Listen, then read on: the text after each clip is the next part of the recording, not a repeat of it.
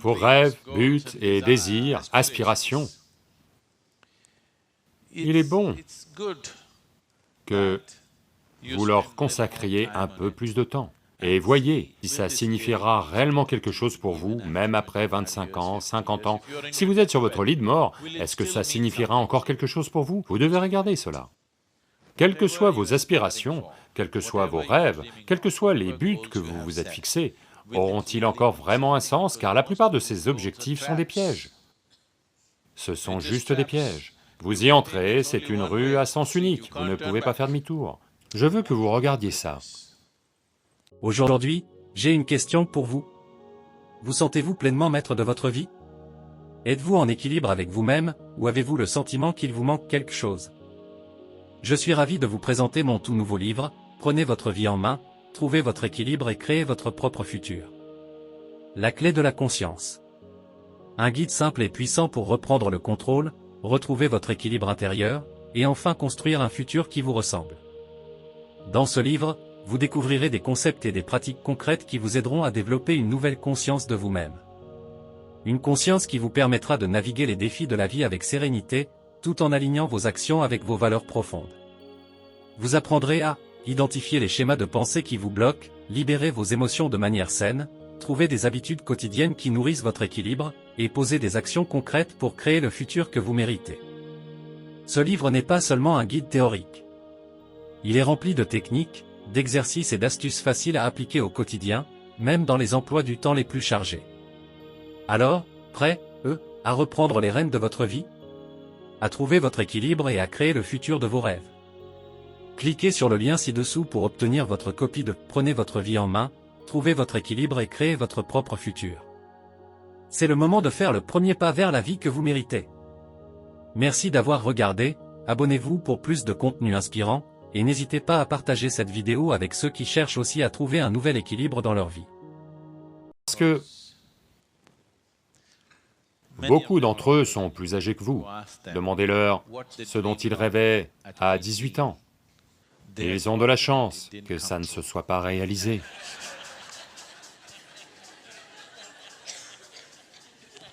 Oui ou non? Si tout ce que vous désirez et rêvez se réalisait dans votre vie, pourriez-vous vivre avec? Heureusement, beaucoup de ces choses ont été filtrées et ne se sont jamais réalisées, n'est-ce pas? Donc, ce serait très bien si des gens de votre âge, s'ils veulent décider et fixer les objectifs de leur vie, ce serait très bien qu'ils prennent une pause de toutes les influences qui les entourent, influences sociales, influences familiales et autres influences, qu'ils se retirent quelque part. C'est pourquoi un ashram. Qu'ils se retirent quelque part, s'asseyent, méditent, arrivent à un certain niveau de clarté et de joie. Quand vous êtes très heureux et lucide, alors vous devez décider. Ce n'est pas dans le désespoir que vous fixez des objectifs. Les objectifs désespérés que vous fixez auront beaucoup de valeur pour vous à cet instant-là. Demain matin, vous les regardez, vous ne savez pas pourquoi vous vous êtes empêtré là-dedans. Donc, ce serait bien. Si vous programmez votre vie, le mieux est de le faire quand vous êtes très paisible, heureux et lucide, n'est-ce pas? Pas influencé par quoi que ce soit autour de vous, simplement par vous-même. Asseyez-vous et décidez, qu'est-ce que vous voulez réellement devenir dans votre vie? Qu'est-ce qui aura une valeur durable pour vous? Pas pour quelqu'un d'autre, pour vous. Et vous n'avez pas à construire une personnalité pour cela, vous faites l'effort pour ça. La personnalité requise viendra. Vous devez comprendre ce qu'est une personnalité. Le mot personnalité vient du mot persona. Persona signifie en grec, ou en latin, pardon, c'est un masque. C'est un masque qu'ils utilisaient dans le théâtre antique. Là, les mêmes personnes jouent de nombreux rôles. Disons que Ramayana a lieu. Vous devez jouer le rôle de Rama et aussi le rôle de Sita et aussi le rôle de Lakshman. Pour chacun, il y a un masque. Vous tenez ce masque et parlez comme Rama et le mettez de côté. Vous tenez ce masque et parlez comme Sita et le mettez de côté. Vous tenez celui-là et parlez comme Hanuman et le mettez de côté. C'est ainsi que les pièces étaient jouées. Ce sont donc ces masques-là que l'on appelait persona. Donc personnalité veut dire, que vous avez tenu un masque et le masque est resté collé à votre visage. Vous n'avez pas pu le retirer. Ça veut dire que vous avez une personnalité. La personnalité est quelque chose que les gens essaient de développer parce qu'ils n'ont aucun sens de l'être. Au lieu de la chose réelle, vous essayez de concrétiser la chose fausse. Si vous êtes en contact avec votre être, pourquoi voulez-vous une personnalité? Ce n'est pas nécessaire. Vous pouvez être un genre de personnalité différent dans différents endroits. Vous l'êtes déjà en fait. Ou bien êtes-vous coincé avec une personnalité? Certaines personnes le sont, les gens simplistes dans leur tête n'ont qu'une seule personnalité. Les autres ont des personnalités différentes dans différents domaines de la vie, n'est-ce pas?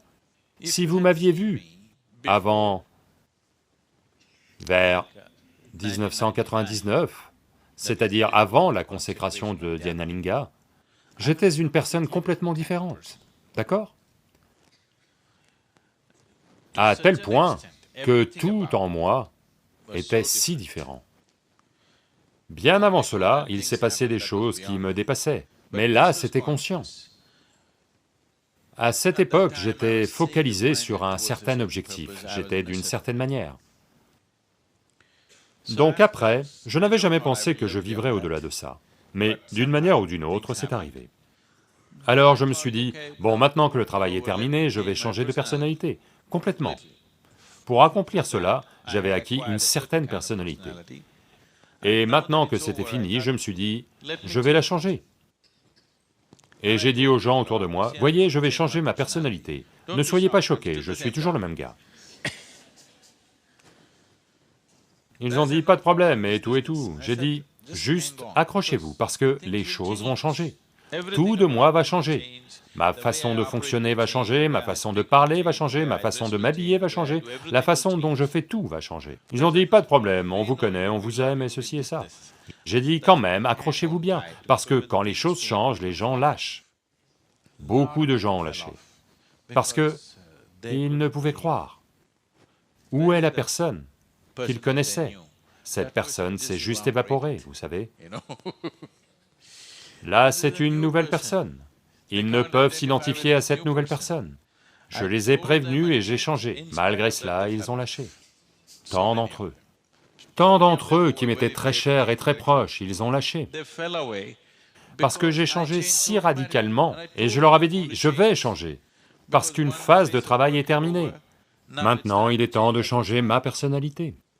Mon apparence, ma façon de m'habiller, ma façon de parler, même ma façon d'être, tout de moi, j'ai même changé la nourriture que j'aimais. J'ai changé ma personnalité, alors je me suis dit que je changerais ma nourriture aussi. Donc la personnalité est quelque chose que vous avez endossé, mais vous en êtes devenu si inconscient que vous pensez que c'est réel. Vous demandez comment la développer. Ça veut dire que vous l'inventez, non? Un autre mot pour développer, c'est inventer, n'est-ce pas? Vous l'inventez. Inventez-la comme il convient à votre type d'activité. Mais vous devez être capable de la mettre de côté. Si elle reste collée à votre visage, alors ça devient un malheur. Alors toutes sortes de souffrances viendront à vous. Vous pouvez endosser n'importe quel type de personnalité, mais quand vous voulez la mettre de côté, vous devez être capable de la mettre de côté. Il y avait un homme sage. Il était si sage.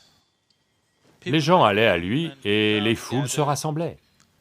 Alors le roi vint à lui, et le roi vit qu'un homme si sage devait être dans sa cour. Donc il dit au sage, « Vous devez venir et devenir mon premier ministre, car un homme sage comme vous ne devrait pas perdre son temps assis sous un arbre. Vous devez être utile au peuple. » Le sage dit, « D'accord, mais j'ai une condition. Vous devez me donner une pièce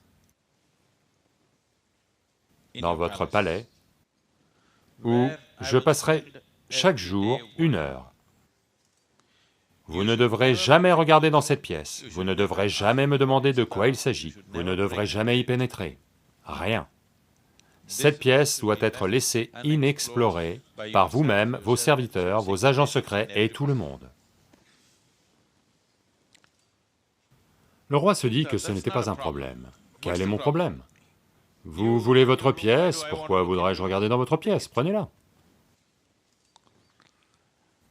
Ensuite, à chaque fois qu'une réunion importante doit avoir lieu, cet homme qui est un sage, maintenant devenu ministre, porte donc des vêtements appropriés pour le palais. Mais il entre dans cette pièce et s'enferme pendant 1 heure avant de sortir. Quelques mois et années passent, mais après cela, curiosité de roi, vous savez, ça nous a même menés sur Mars. Il veut savoir ce que diable il fait à l'intérieur. Alors la rumeur se répand partout. Oh, il fait quelque chose, il a quelqu'un à l'intérieur, peut-être qu'il est un agent ennemi, il a atterri ici soudainement, que fait-il là-bas, que fait-il là-bas? Tout le monde, le palais entier se met en effervescence avec « que fait-il dans cette pièce ?» Tout le monde veut voir ce qu'il y a dans la pièce, mais elle est toujours verrouillée, il y entre, il passe du temps et en sort. Surtout quand quelque chose d'important doit être fait, il y entre. Toutes sortes de rumeurs circulent. Alors, un jour, le roi ne peut plus se retenir.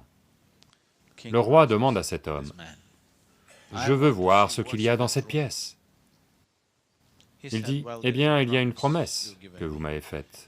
Si vous brisez la promesse, je partirai. » Donc il se retient, il ne veut pas perdre l'homme, il est trop sage. Et puis, son autre courtisan commence à parler. « Comment pouvez-vous permettre cela? On ne sait pas ce qu'il se passe à l'intérieur, ça pourrait être dangereux, ça pourrait être ici, ça pourrait être ça. » Un jour, alors qu'il n'était pas là, ils enfoncent la porte et entrent. Ils regardent partout. La pièce est vide, sans meubles, sans rien. Juste une pièce vide. Ils regardent, rien. Que fait-il ici? Puis dans un coin, ils voient des vêtements, vous savez, très usés, pendus là, et un bol amandier. Ils s'en vont. Ils ne pouvaient comprendre de quoi il s'agissait.